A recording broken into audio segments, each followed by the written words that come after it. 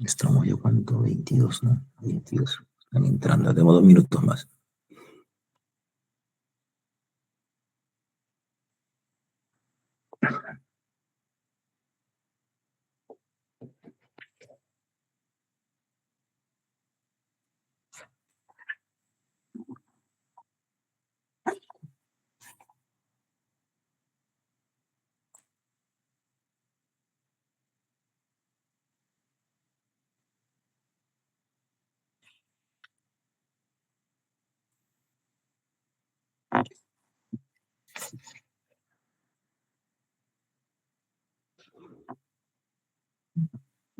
Seis.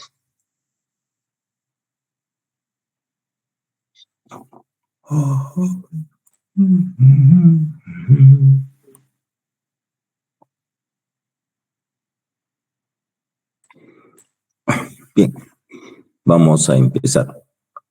Voy a compartir la diapositiva. A ver, vamos a ver. Perdón. Ok.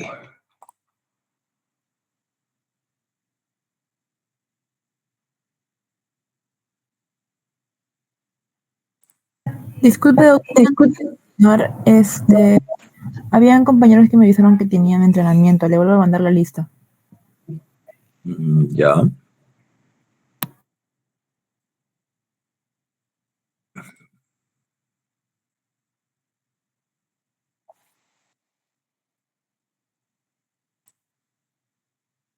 No sé cómo van a dar esos exámenes, muchachos. A ver, sigamos. A ver, ¿se ve la pantalla en blanco? Sí, doctor. Ya. Muy bien.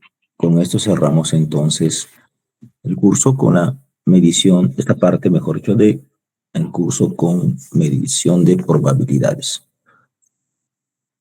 La medicina, como tal, como carrera, ya es una ciencia, pero no es una ciencia como los matemáticos o la física, ya que son ciencias exactas, ¿no? La medicina es una ciencia inexacta y que se rige por las probabilidades. ¿Ya? ¿Y qué es esto, no? Es que siempre vamos a tener un porcentaje en todas nuestras decisiones, un porcentaje de certeza, ¿ya? De éxito le vamos a llamar, y un porcentaje de fracaso, a eso le vamos a llamar error. Entonces, todas las acciones en medicina tienen un porcentaje de éxito y un porcentaje de error. Lo que queremos y buscamos que esto sea lo más elevado, ¿no? Que nuestro éxito sea lo más elevado posible y nuestro error sea el más pequeño. En virtud de eso tomamos nuestras decisiones, pero siempre vamos a tener en todos nuestros procesos un margen de error.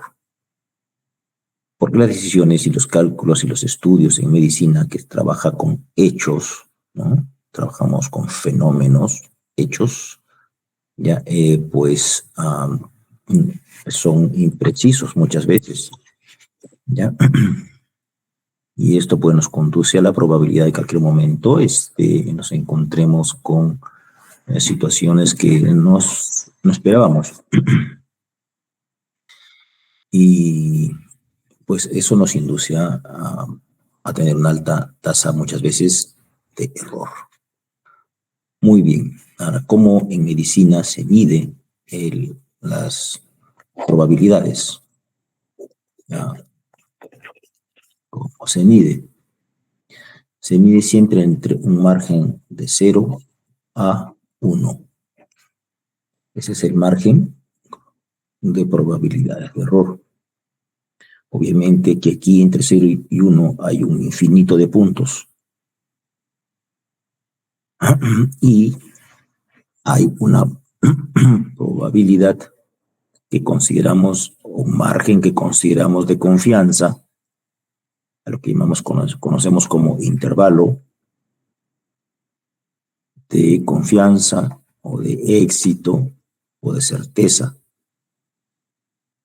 esas probabilidades. Y hay un margen de error.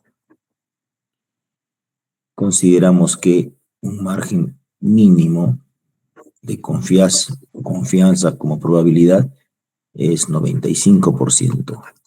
Y el máximo de error que podemos permitirnos en los procesos de investigación es máximo 5%. Puede correr esta situación a la izquierda o a la derecha. Puedo aumentar mi intervalo de confianza o mi nivel de confianza. Al hacer esto, obviamente, disminuirá mi nivel de error. Y viceversa, si aumenta mi nivel de error, baja mi intervalo de confianza. ¿Qué hacer entonces? Tenemos que realizar trabajos o tomar decisiones basados en estudios que me den el menor margen de error.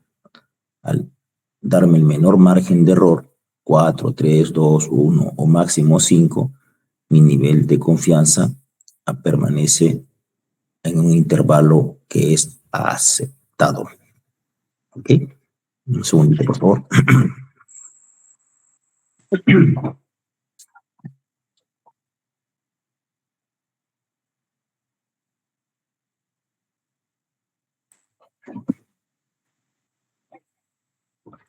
Bien.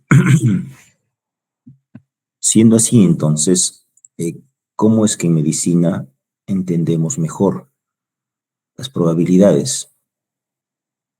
Muy bien, las probabilidades en general, en todas las carreras, se basan básicamente en el teorema de Bayes.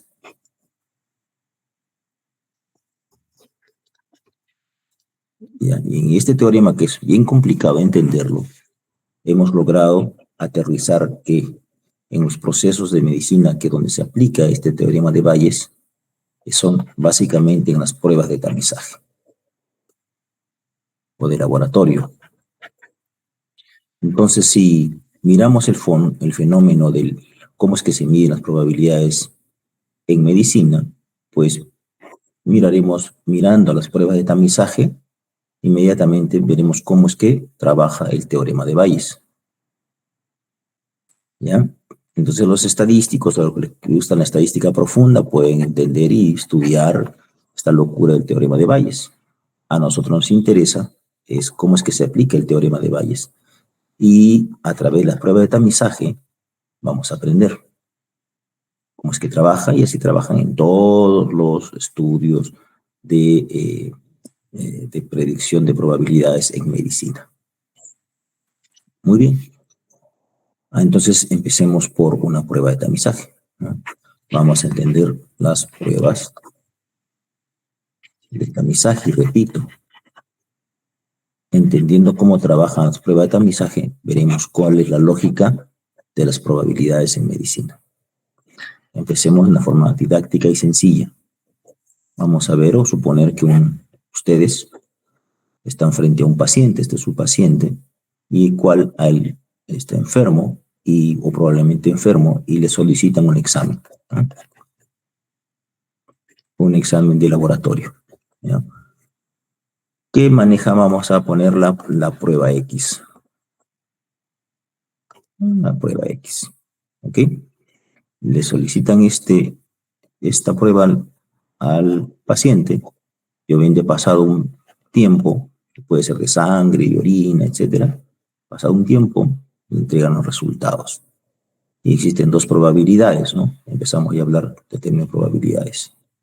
Que la prueba, o dos posibilidades primero, que la prueba salga positiva o que la prueba salga negativa.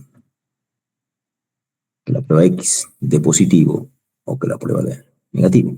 Si es positivo, me está diciendo que el paciente esté probablemente enfermo. Siempre usamos en medicina la palabra probable.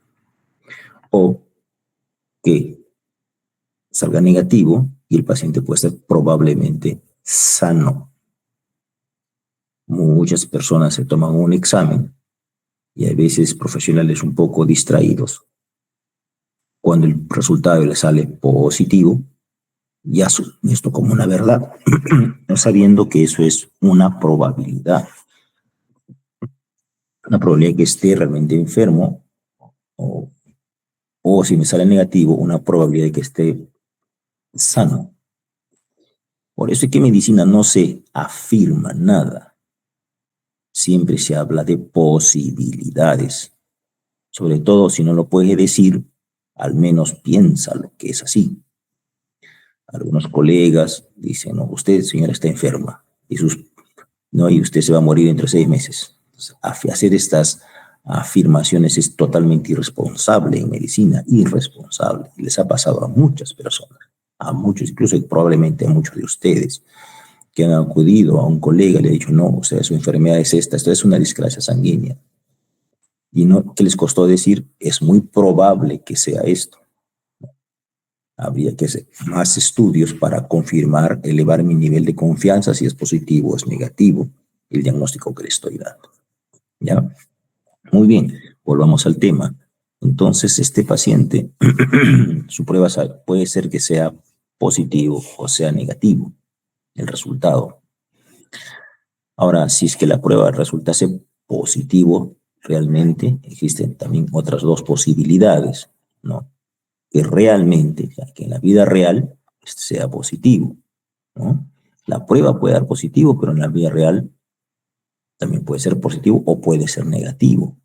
La prueba dio positivo y caramba, el paciente era sano. O si es que es negativo, también existen dos posibilidades, ¿no? De que realmente sea negativo o que en el fondo en la vida real sea positivo. Muy bien, en el primer caso, a esto le llamamos certeza, ¿no? Le dio, le atinó. Y en el otro caso, le llamamos error. Aquí le vamos a llamar certeza y aquí le vamos a llamar error. ¿Ok? Entonces, cuando estamos frente a decisiones en medicina, ¿no? Las probabilidades de éxito o no éxito en la toma de decisiones dependen mucho de este nivel de certeza de error que tenga. Si estoy frente o estoy con una prueba de laboratorio, ya no solamente pienso que va a salir positivo o negativo, sino también pienso cuál es la probabilidad de que ese resultado sea certero o que sea o maneje un margen de error. Obviamente los médicos buscamos que nuestras pruebas o buscamos o miramos, estudiamos en pruebas que tengan el mayor nivel de certeza, ¿ah? Y el menor margen de error. Ese es nuestro deseo. Pero muchas veces no hay esas pruebas, ¿no? Buenas, muy buenas o perfectas. Y usamos las que tenemos o lo que tenemos a nuestro alcance. Entonces hay que conocer bien los márgenes de certeza y de error de cada prueba que el médico utiliza, de cada procedimiento que el médico utiliza, de cada paso que dé el médico, de cada cirugía, de cada procedimiento, de cada aplicación de un catéter, todo. Siempre hay un nivel de certeza y un margen de error. Si ocurre el error, no es tu culpa, ¿no? Culpa de nadie. Puede ser por factores idiosincráticos, o sea, cuestiones propias del paciente, o porque la prueba revela que su margen de error siempre está presente. Entonces, en medicina, como basamos todas nuestras decisiones en probabilidades, entonces no existe una prueba 100% certera. Por ende, no existe el 0%, así como no existe ya el 100%. No existe el 100%. ¿Por qué? A ver, entre 0 y el 1, ¿no? O 0, 100%, que es lo mismo, entre el 99 y el 1 existe un infinito de puntos. Por ende, nunca se llega a alcanzar el 1. El 1 es obviamente hipotético, ¿ya? Es lo que deseamos todos, pero no se logra alcanzar. No existe una prueba médica que me dé el 100% de certeza. Siempre va a haber 99.99% de certeza y un 0.001 de margen de error. Ok, les pongo el ejemplo de los anticonceptivos. A ver, Ningún anticonceptivo es ninguno, es 100% realmente seguro. Existen anticonceptivos con un 99% de éxito o de protección, pero siempre va a haber un margen de que el anticonceptivo falle. Por darles un ejemplo, ¿ah? No existe ningún procedimiento de medicina. ¿Por qué? Porque nuestra ciencia es basada en hechos y en fenómenos de la vida real, cotidiana, y obviamente se manejan márgenes de error. Por eso la medicina es una ciencia inexacta. ¿Okay? Entonces, ese es el derrotero en nuestro mundo. ¿Ya? ¿Qué hacemos cuando estudiar medicina? Tratamos de tener las mayores herramientas que nos ayuden a tener niveles adecuados de certeza para disminuir nuestro error. Estudiamos, leemos más, experimentamos más, investigamos más y siempre buscando los mejores procesos, los mejores medicamentos, los mejores procedimientos, las mejores pruebas de laboratorio para disminuir nuestro margen de error en el diagnóstico.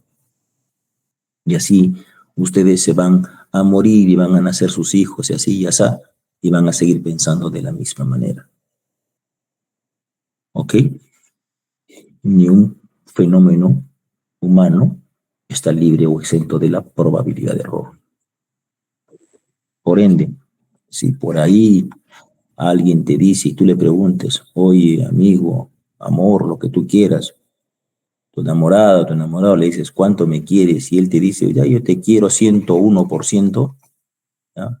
Como saben decir muchas o muchos, pues ese muchacho o nunca llevó esta bioestadística, o lo jalaron en bioestadística, o es el mentiroso más grande del planeta, ¿ya?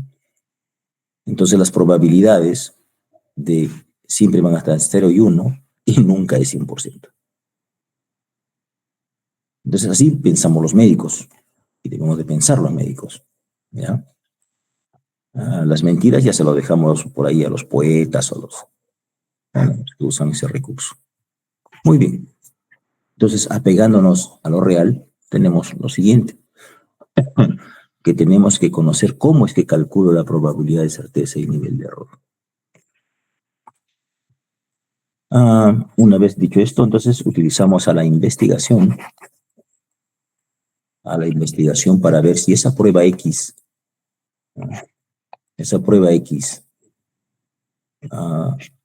¿cuál es su nivel de certeza? ¿Ya? ¿Cuál es su nivel de error? Entonces podemos hacer o se realiza un estudio de investigación. Cogemos un grupo humano, vamos a suponer de 1000 personas, y en ellos, bueno, le vamos a aplicar la prueba X, ¿no? La prueba X, para ver en cuántos de ellos da positivo o da negativo. Pero hasta ahí todo bien. ¿Y con qué lo vamos a comparar esa prueba X? A esos 1000 también les voy a aplicar otra prueba llamada estándar de oro.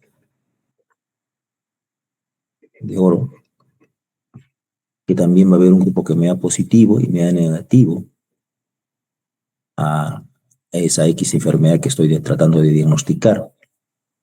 ¿Cuál es la diferencia entre el estándar de oro y la prueba nueva? Es que, obviamente, el estándar de oro ya se probó y es mucho más certera. Entonces acá el nivel de confianza es altísimo y el nivel de error ya es muy bajo.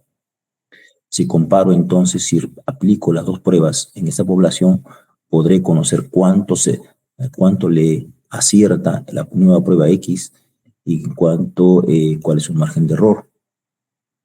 ¿Ok? La pregunta que nace así, entonces, ¿por qué no aplicamos a todos los pacientes en el estándar de oro de frente, no?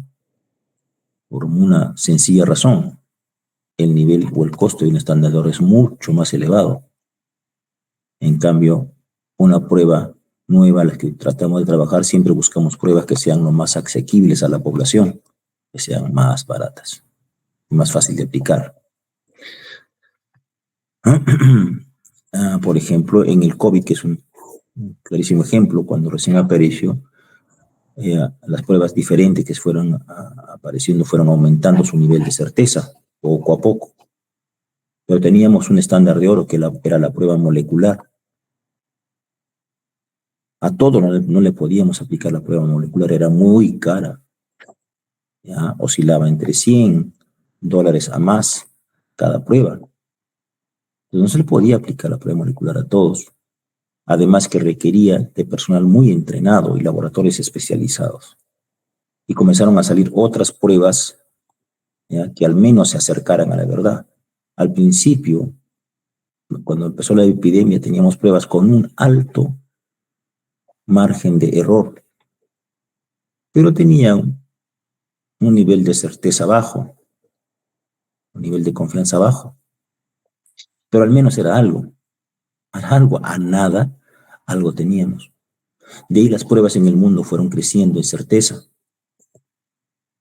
¿ok? Y hasta que llegamos a tener pruebas baratas que tienen un margen o un nivel de confianza del 95% más, con un margen de error por debajo del 5%. Entonces, como ven, eso es un proceso. No es que los políticos de ese entonces fueron malos al utilizar las pruebas con un alto nivel de error y bajo nivel de confianza. Para los que no conocen nada de bioestadística, pues pueden acusar sin pensar, ¿no? Acusar, ¿no? La ignorancia es muy atrevida. Es que no había otras. A los que estuvimos en la epidemia, en la primera línea de atención, no había otra. Eran colas y colas de pacientes que solicitaban su atención. Y no sabíamos, o no podíamos saber que al menos alguna pruebita que nos ayude a diferenciar el que está enfermo, el cual no. Hasta que llegó las pruebas rápidas, y siquiera nos ayudaron un poco. A nada. Pues estas pruebas rápidas ya fueron aumentando su eficacia, y ya se hicieron otras que trabajaron con anticuerpos, etc. Muy bien, todo es un proceso. En ese proceso, hoy en día, seguimos investigando y tratando de sacar las mejores pruebas de diagnóstico, utilizando obviamente las probabilidades.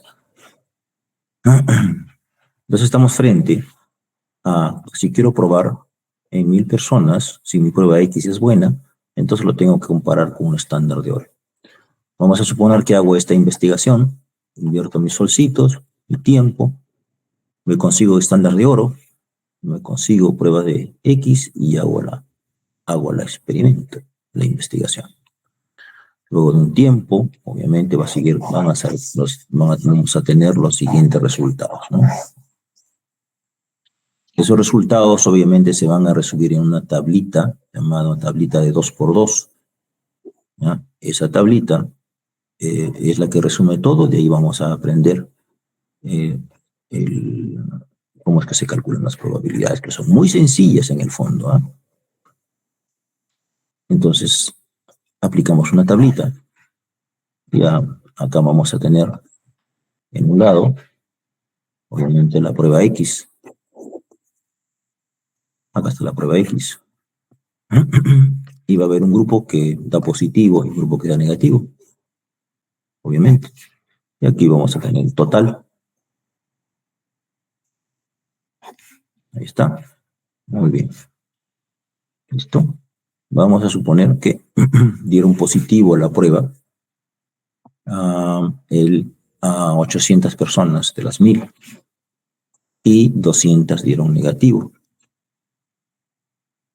¿Ya? Hasta ahí no tenemos nada, porque solamente hemos aplicado la prueba X. Luego a las mismas personas le aplicamos el estándar de oro. La otra prueba, de forma simultánea, se puede hacer. Entonces el estándar de oro puede dar positivo o puede dar negativo. Al aplicar la segunda prueba, más cara, vamos a suponer que de esos 800 personas que dieron positivo a la prueba X, ya 600 también dieron positivo al estándar de oro, pero 200 dieron negativo. O sea, la prueba X dijo que eran positivos, pero el estándar dijo que eran negativos. Cuando la prueba X dio negativo, que era más o menos acá eran 200, vamos a suponer que realmente eran negativos 100, ¿ah? Y que 100 dieron positivo, o sea, estaban realmente enfermos y la prueba dijo que no estaban enfermos. Bueno, sacamos nuestros totales y ya tenemos nuestros 1000 pacientes. Todo el esfuerzo hecho en una tablita, ¿no? Dinero, tiempo, etcétera. Pero vamos con eso a calcular nuestras probabilidades. Para ello, existen unos indicadores de esas probabilidades. El primer indicador se llama sensibilidad, que es la sensibilidad que tiene la prueba. ¿Y cuál es la sensibilidad? La sensibilidad se define como lo siguiente.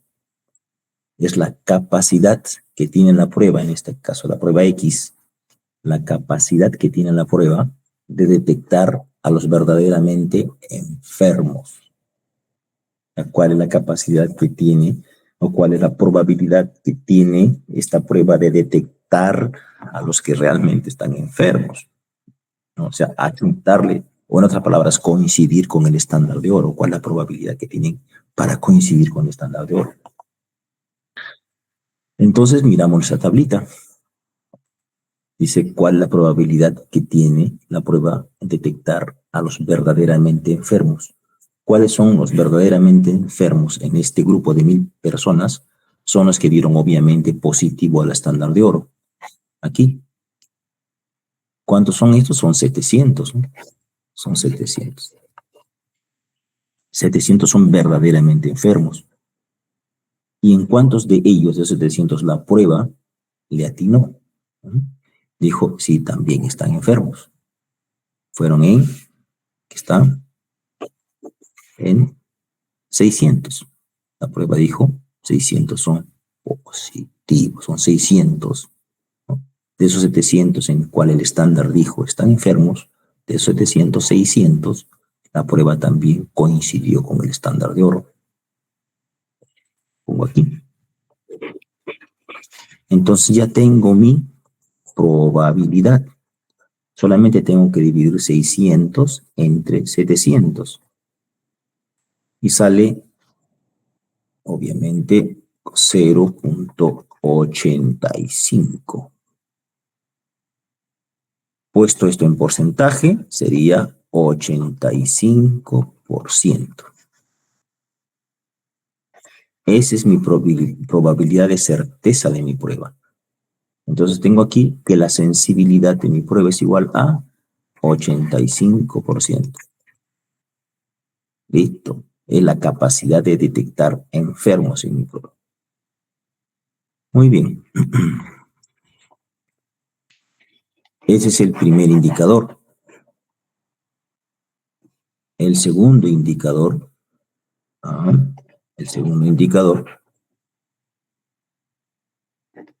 es conocido como especificidad.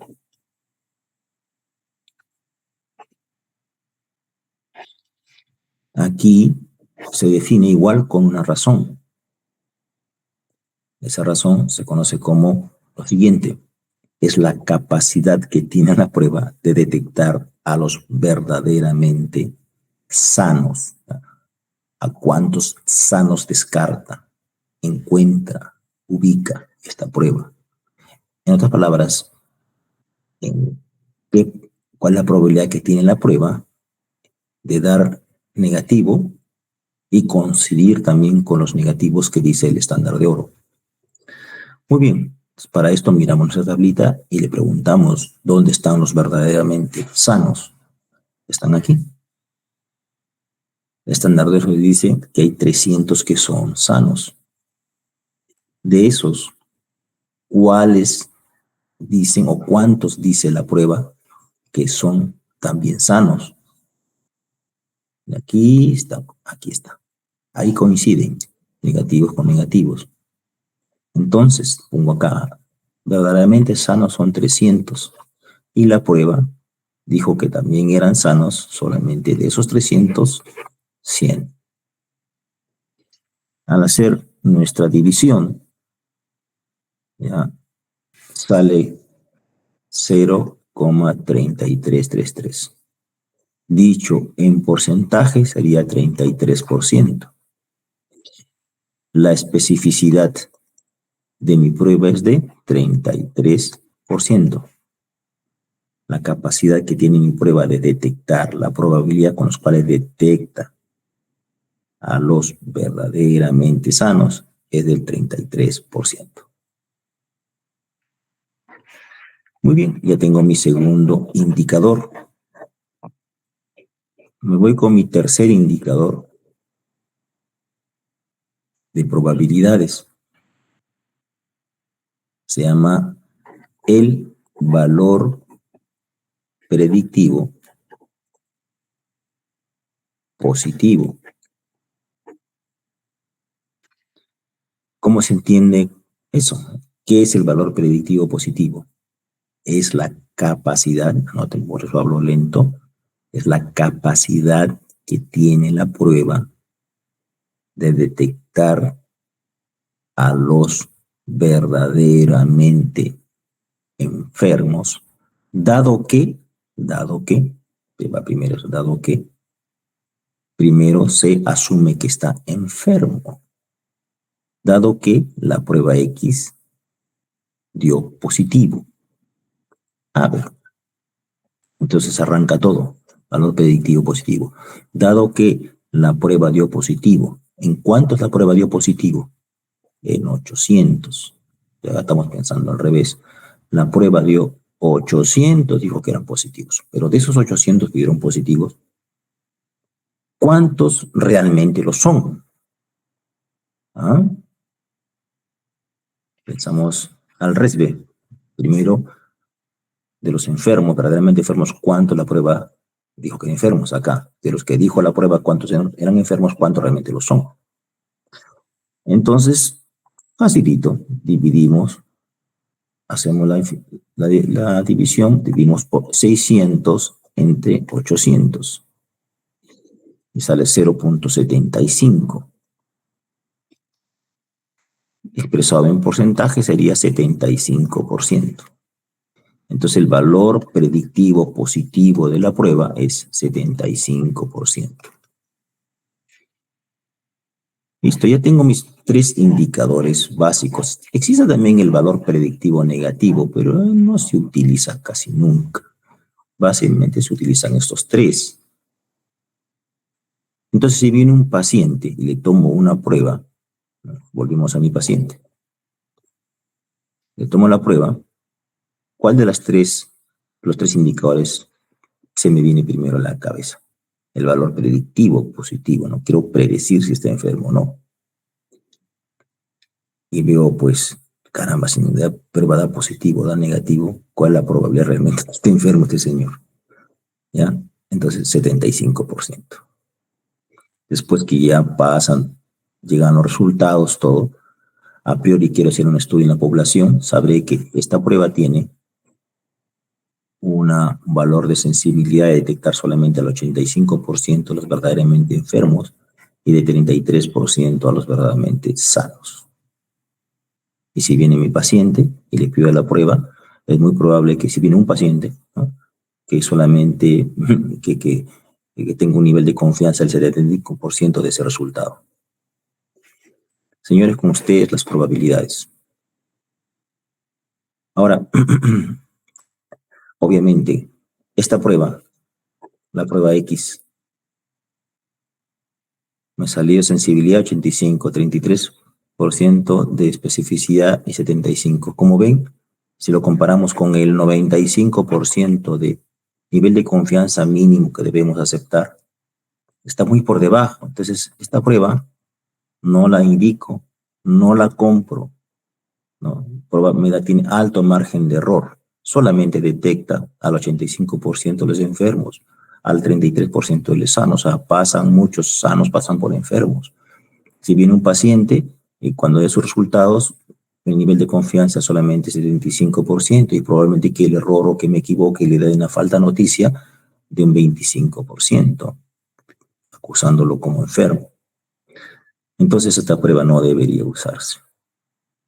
Pero si no tienes otra, si no hay otra, la tienes que utilizar nomás, pues. Pero la tienes que decir al paciente, señor, usted salió positivo, pero hay un 25% que esta prueba se equivoque. Como usted salió positivo, está en el grupo de los positivos, vamos a poner así, ¿qué hacen? ¿Qué hacemos los médicos cuando dé positivo la prueba y no sé si realmente está enfermo? Si es porque tiene un margen de error del 75%, del nivel de confianza y un margen de error del 25%. ¿Qué hacemos? A ese grupito que dio positivo, le pido el estándar de oro.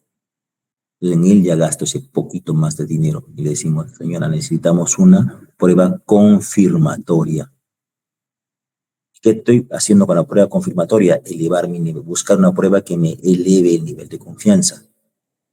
Pero ya no se lo pido a todos, solamente a estos que me dio positivo, para corroborar, porque es bajo el 70. Ahora, si mi prueba tuviera un valor predictivo positivo, ponte del 99%, ¿ya para qué le pido el estándar de oro, no? Si es, mi prueba se comporta tal y cual o muy parecido al estándar de oro, sino que cuesta mucho menos dinero.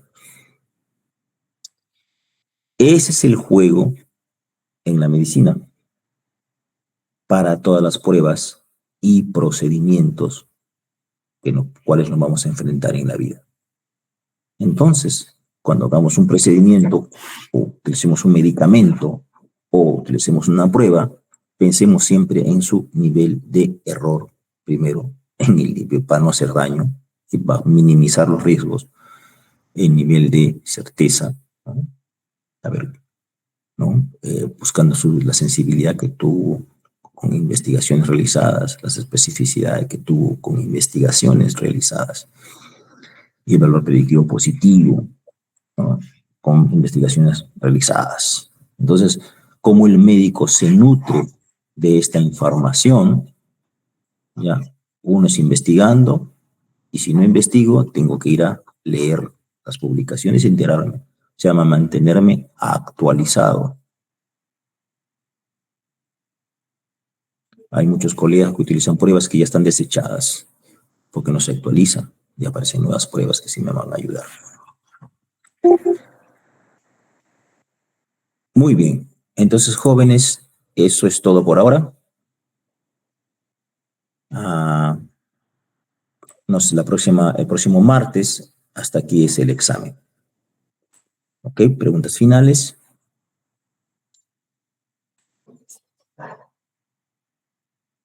No las hay. Muy bien. Ya los tengo. Y nos estamos viendo el próximo martes en la universidad, Dios mediante, o salvo algún ajuste de última hora. Nos vemos. Cuídense. Chao. Hasta luego. Hasta luego, doctor. Hasta luego, doctor.